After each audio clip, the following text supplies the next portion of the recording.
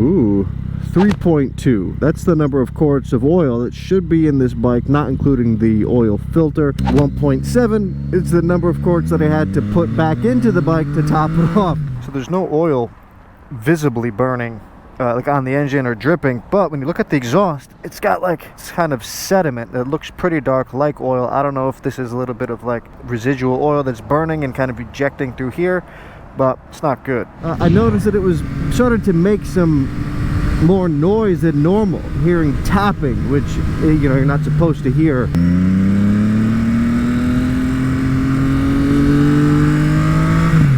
Luckily, I did purchase the Yamaha extended service contract that should give me a couple extra years of warranty coverage, so I'm bringing this bike to the shop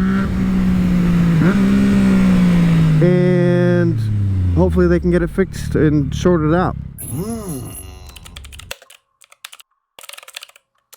So, had a conversation with the service writer.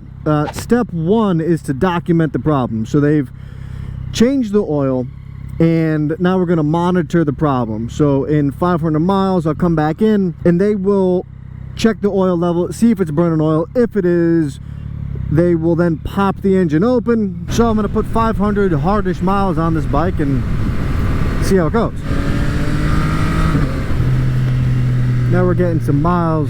500 miles of this, it's burning oil. We'll be able to tell. Alright, Happy New Year. Hope you're well. I hope it gets warm wherever you are. Warm enough you could hit the road again.